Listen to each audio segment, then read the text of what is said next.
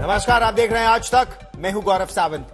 दिल्ली के उप मुख्यमंत्री मनीष सिसोदिया की गिरफ्तारी का मामला अब सुप्रीम कोर्ट पहुंच गया है। अब से कुछ ही देर बाद सुप्रीम कोर्ट में मनीष सिसोदिया की याचिका पर सुनवाई हो सकती है। आज सवेरे मनीष सिसोदिया के वकील अभिषेक मनु सिंघवी ने चीफ जस्टिस ऑफ इंडिया के सामने केस को मेंशन किया था। चीफ जस्टिस ने आज शाम इसे सुनने की बात कही थी। अभिषेक मनु सिंघवी ने गिरफ्तारी और सीबीआई के जांच के तरीके पर प्रश्न खड़े किए। दूसरी तरफ 5 दिन की सीबीआई रिमांड में मनीष सिसोदिया से आज सवेरे 11 बजे से ही पूछताछ जारी है।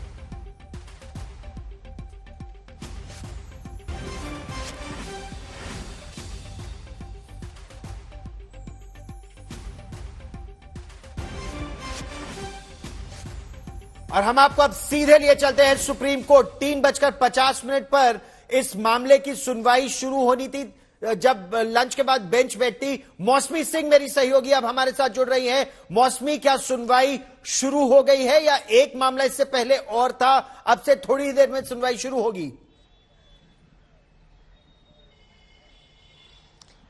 देखिए गौरव, आपको बता दें कि न्याय के मंदिर में पूरी तरह से जो दिल्ली की सियासत है वो अपने चरम पर आ गई है और यहाँ पे जो न्यायपालिका है उसकी चौखट पर आम आदमी पार्टी जो है वो दरख्वास्त लेके आई है। मनीष सिसोदिया का मामला 5 दिन की सीबीआई रिमांड और बेजा तरीके से उनकी गिरफ्तारी की शिकायत लेके जो है दरवाजा खटखटाया गया है और किसी भी वक्त अब सुनवाई शुरू हो सकती है। संजय शर्मा हमारे साथ हैं, बता रहे हैं जो ताजा जानकारी है। सीजीआई पहले से बैठ गए हैं, लंच ब्रेक के बाद बेंच बैठी है। संजय, लंच ब्रेक के बाद तो बेंच ने महाराष्ट्र मामले की सुनवाई की है। अभी थोड़ी देर पहले, जस्ट 5-6 मिनट पहले, संविधान पीठ कामकाज खत्म करके, सुनवाई खत्म करके उठी है। आज की सुनवाई पूरी हो चुकी है। इसके बाद चीफ जस्टिस डीवाई चंद्रचूड़ और जस्टिस पीएस नरसिम्हा इनकी बेंच बैठी है। पंजाब मामले की सुनवाई चल रही है, जिसमें यह कहा जा रहा है कि राज्यपाल ने बजट पेश करने को लेकर अड़ंगा लगा दिया है, जिसको लेकर आम आदमी पार्टी ही उसमें पहुंची है। और इसके बाद जैसे ही पंजाब वाले मामले की सुनवाई पूरी होगी,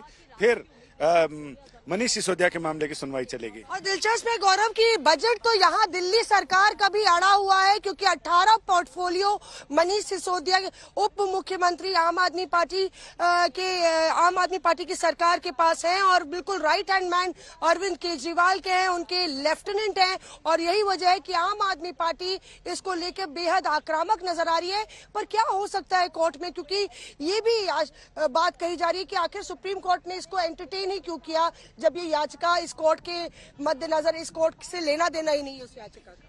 नहीं, ऐसा तो नहीं है कि याचिका का लेना देना नहीं है, लेकिन जो कानून के जानकारों से हमारी बात हुई, उनका ये कहना है कि अगर इस तरह कोर्ट, ये तो कोर्ट का विशेष अधिकार है कि कोर्ट किसको रिलीफ देता है न्याय की रोशनी में, लेकिन जो प्रेसिडेंट रहा है पहले इस तरह की चीजें नहीं, उसमें रहता है कि लोग इस तरह के मामलों में हाई कोर्ट ज्यादा जाते हैं और हाई कोर्ट में निचली अदालत के आदेश को चुनौती दी जाती है और उसके बाद फिर यहाँ आना चाहिए। लेकिन अब सुप्रीम कोर्ट के ऊपर है, सुप्रीम कोर्ट इस मामले में क्या करता है। देखिए, आपको बता दें कि आम आदमी पार्टी की शिकायत क्या है। जिस तरह से सीबीआई राउस एवेन्यू कोर्ट ने 5 दिन की रिमांड पर दिया है सीबीआई को, उसको लेके लगातार मनीष सिसोदिया की जो लीगल टीम है वो कह रही है कि वो गैर कानूनी है जिस तरह से उनको गिरफ्तार किया गया। क्या पॉइंट्स आपको लगता है संजय आज आम आदमी पार्टी की तरफ से रखे जाएंगे? आम आदमी पार्टी की तरफ से जो पॉइंट रखे गए हैं उसमें यह है कि तो अब से थोड़ी ही देर में यह मामला सुप्रीम कोर्ट में आएगा और हम मौसमी सिंह और संजय शर्मा के पास लौटेंगे।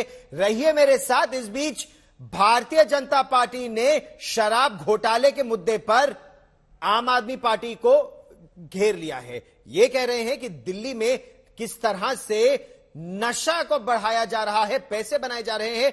मनोज तिवारी का क्या कहना है, बीजेपी नेता का, हम आपको वो भी सुनवाते हैं। और आम आदमी पार्टी के सांसद संजय सिंह ने उसका क्या उत्तर दिया, हम आपको वो भी सुनवाते हैं।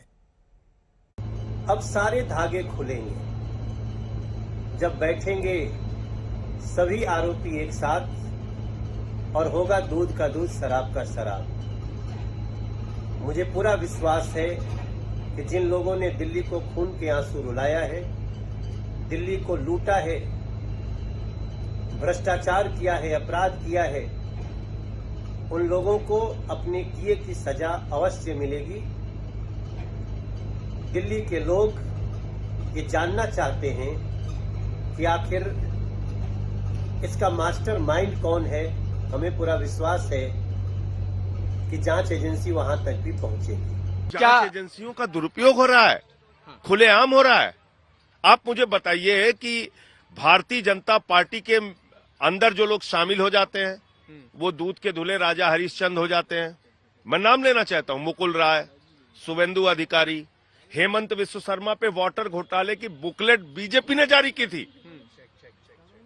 हेमंत विश्व शर्मा इनका मुख्यमंत्री बन जाता है। पूछताछ किस बात के लिए कर रहे हैं आप? हवा में बदनाम करने के लिए पूछताछ कर रहे हैं। आपको अरविंद केजरीवाल से इतना डर लग रहा है, आम आदमी पार्टी से इतना डर लग रहा है, उसके विस्तार और उसकी बढ़ती हुई लोकप्रियता से इतना डर लग रहा है कि आप रोज फर्जी मुकदमे किए जा रहे हैं।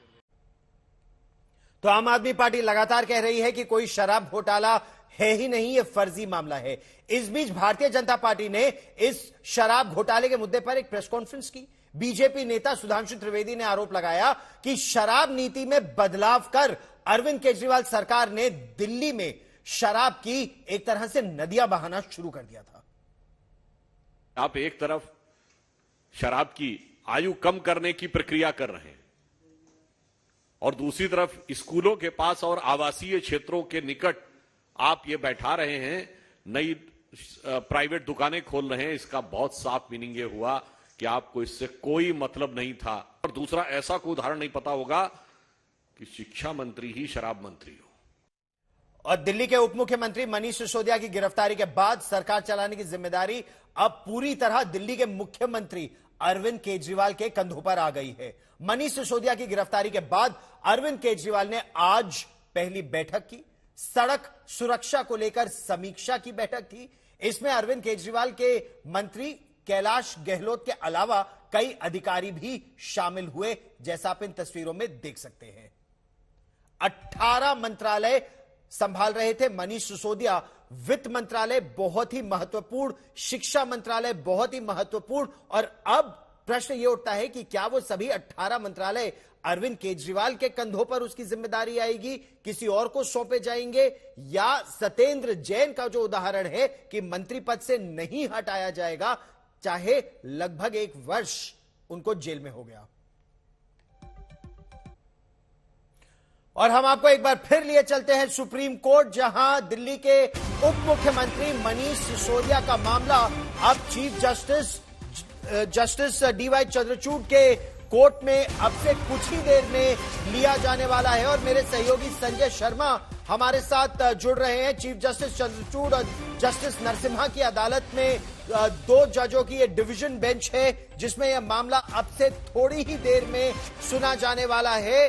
दिल्ली के उप मुख्यमंत्री मनीष सिसोदिया बेल की मांग कर रहे हैं इस मामले में, जहां मेरे सहयोगी संजय शर्मा हमारे साथ जुड़ चुके हैं। संजय, दिल्ली की स्पेशल सीबीआई अदालत ने यह कहा था कि जेन्युइन और लेजिटिमेट उत्तर जो है, जो सही सवाल है और जो प्रश्न पूछ रही है सीबीआई, उसका जवाब तो मनीष सिसोदिया को देना ही चाहिए। लेकिन इस समय सुप्रीम कोर्ट में उनकी अर्जी। बिल्कुल, सुप्रीम कोर्ट में उन्होंने अपनी गिरफ्तारी को चैलेंज किया है और यह बताया है कि गिरफ्तारी कानून के विधान के सम्मत नहीं है, लिहाजा उनकी गिरफ्तारी अवैध है। सुप्रीम कोर्ट इसमें इंटरवीन करे और सुप्रीम कोर्ट उन्हें राहत दे। फिलहाल उनकी जमानत अर्जी को लेकर तो वो हाई कोर्ट में अर्जी दाखिल करेंगे, लेकिन फिलहाल उन्होंने ये ग्राउंड लिए हैं कि उनकी गिरफ्तारी अवैध है, उनकी गिरफ्तारी में नियमों का पालन नहीं किया गया है, लिहाजा उनकी गिरफ्तारी को रद्द किया जाए, उनकी गिरफ्तारी का वारंट रद्द किया जाए और साथ ही उन्हें राहत दी जाए। फिलहाल सुप्रीम कोर्ट में पंजाब मामले की सुनवाई चल रही है, जिसमें आम आदमी पार्टी ही इसमें भी अर्जी लगाने वाली है और उन्होंने कहा है कि पंजाब में राज्यपाल बजट पेश नहीं होने दे रहे, उनकी बजट की राह में रोड़े अटका रहे हैं। हालांकि ये सच है कि मनीष सिसोदिया की गिरफ्तारी के बाद दिल्ली में बजट को लेकर भी उहापोह की स्थिति बन गई है। बजट लगभग तैयार है, लेकिन पेश कौन करेगा? बजट पेश करने वाले वित्त मंत्री मनीष सिसोदिया सीबीआई की कस्टडी में हैं। फिलहाल उम्मीद की जा रही है कि जैसे ही इस मामले की सुनवाई पूरी हो जाएगी, वैसे ही मनीष सिसोदिया मामले की सुनवाई शुरू होगी। फिलहाल सॉलिसिटर जनरल और उधर से पंजाब सरकार की तरफ से अभिषेक मनु सिंघवी दलीलें दे रहे हैं और ये कहा जा रहा है अभिषेक मनु सिंघवी की तरफ से कि राज्यपाल ने संविधान को गिरवी रख लिया है, हाईजैक कर दिया है, संवैधानिक परंपराओं का पालन नहीं किया जा रहा है, जिसकी वजह से राज्य की जनता को उसका खामियाजा भुगतना पड़ रहा है। सुप्रीम कोर्ट इसमें इंटरवीन करे और सुप्रीम कोर्ट व्यवस्था दे कि आखिर पंजाब की जनता, पंजाब के बजट का क्या होगा और उसके लिए एक बीच का रास्ता बताया जाए और ये बताया जाए कि जिससे कि बजट पास पेश हो सके और फिर पास भी। एक के बाद एक दोनों ही मामले आम आदमी पार्टी से जुड़े हैं, एक पंजाब के बजट को लेकर और दूसरा दिल्ली के उप मुख्यमंत्री मनीष सिसोदिया को लेकर। तो सरकार की तरफ से जो सीबीआई ने दलील स्पेशल सीबीआई कोर्ट में दी थी कि एक कॉन्स्पिरेसी थी, उसको चोरी छिपे एक पूरी रणनीति बनाई गई थी, मनीष सिसोदिया उत्तर नहीं दे रहे हैं, ये इस तरह की बातें कि एक मोबाइल फोन तो सीबीआई के हवाले किया, 3 और मोबाइल फोन और कुछ सिम कार्ड को लेकर अभी भी स्थिति यह है कि साफ उत्तर नहीं आ रहे हैं। क्या यह सब पक्ष सरकार सुप्रीम कोर्ट में भी रखेगी?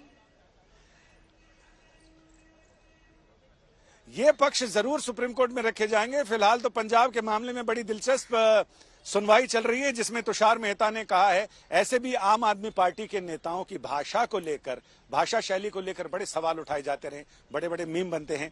अभी सॉलिसिटर जनरल तुषार मेहता ने पंजाब के सीएम की 14 फरवरी को लिखी गई चिट्ठी पढ़ी है और उन्होंने कहा है कि ये भाषा सड़क छाप भाषा है और जिसमें राज्यपाल को संबोधित किया गया है। सीएम के लेटर हेड पर वो चिट्ठी लिखी गई है और ये लिखा गया है कि वो 13 करोड़ पंजाबियों के प्रति मुख्यमंत्री और सरकार जवाबदेह हैं और साथ ही ये कहा गया है कि जब डॉक्टर अंबेडकर और उनके साथ ही संविधान बना रहे थे, उन्होंने सोचा भी नहीं होगा कि एक मुख्यमंत्री राज्यपाल के प्रति इस तरह की भाषा का इस्तेमाल कर सकते हैं। रही बात मनीष सिसोदिया के मामले की, तो उसमें जरूर दिल्ली सरकार कहें, आम आदमी पार्टी कहें, मनीष सिसोदिया कहें, जिन्होंने अर्जी दाखिल की है, वो अपनी तरफ से पूरी कोशिश कर रहे हैं और तमाम दलीलें और शर्तें ये दे रहे हैं सबूत कि जिसमें ये कहा जा रहा है कि सीबीआई ने एक राजनीतिक वेंडेटा के तहत, ऊपर से राजनीतिक दबाव के तहत ये कार्रवाई की है और उनकी गिरफ्तारी का कोई औचित्य नहीं बनता है, क्योंकि सारे सबूत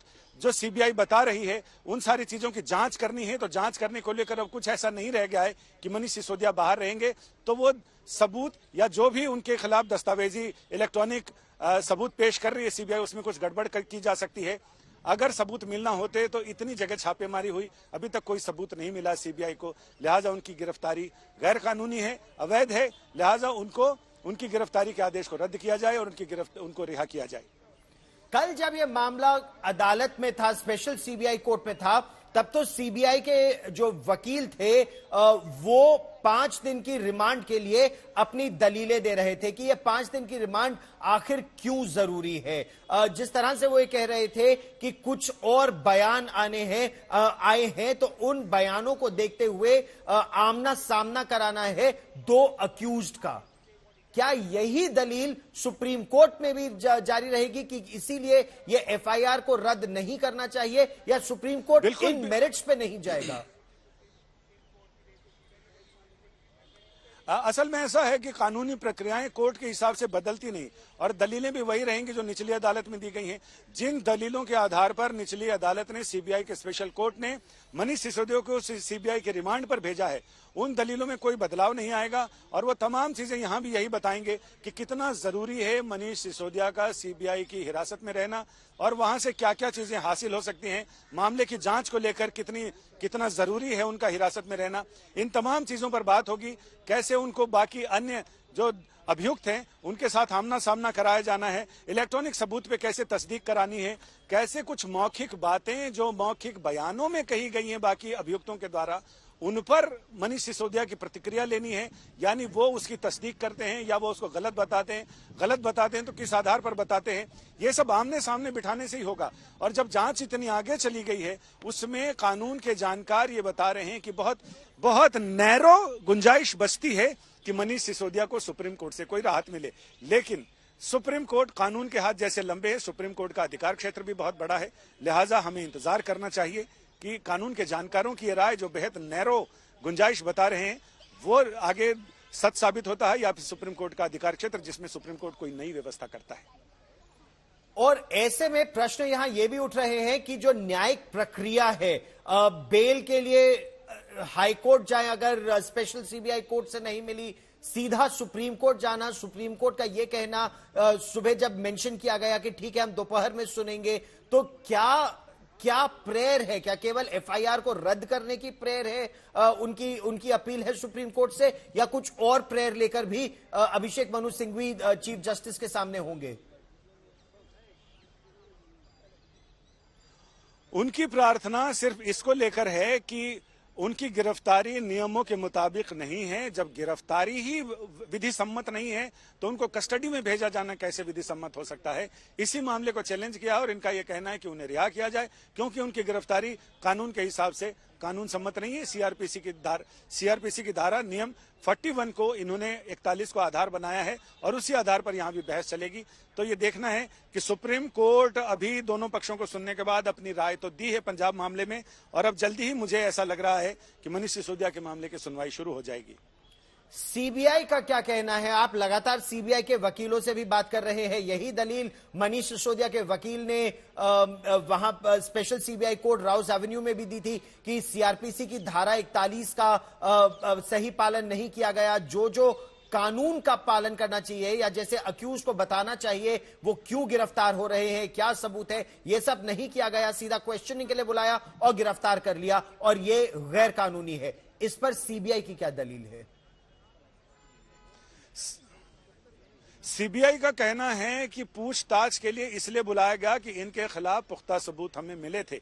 बाकी आरोपियों को जब गिरफ्तार किया गया, उन्होंने अपनी बातचीत में मनीष सिसोदिया के कंप्यूटर से कुछ चीजें मिली हैं, बाकी लोगों के कंप्यूटर और फोन से मिली हैं। मनीष सिसोदिया के पास जिस समय वो बहुत क्रूशियल जानकारी जिस फोन में थी, वो फोन उन्होंने बदल दिया है।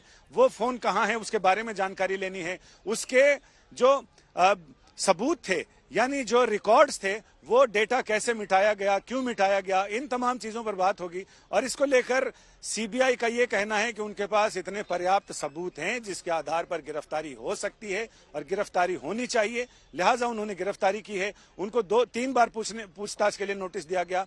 वो 2 नोटिस पर आए, 1 नोटिस पर वो नहीं आए तब भी सीधे सवालों के जवाब या तो गोलमोल दिए या फिर सवालों के जवाब सीधे सीधे नहीं दिए। मनीष सिसोदिया का कहना है कि पुलिस यानी सीबीआई उनसे वही सुनना चाहती है जो सुनने की उनकी ख्वाहिश है, लेकिन वो जनता के चुने हुए प्रतिनिधि हैं और जनता के प्रति जवाबदेह हैं। सरकार में ऐसे मंत्रालयों के मंत्री हैं जो बहुत ही संवेदनशील हैं, लिहाजा उनको देखते हुए सीबीआई के सवालों के जवाब वो अपनी जानकारी के हिसाब से दे रहे हैं, ना कि सीबीआई जो सुनना चाहती है वैसे जवाब देने को वो मजबूर नहीं है। 18 विभागों का कार्यभार संभाल रहे हैं दिल्ली के उप मुख्यमंत्री मनीष सिसोदिया।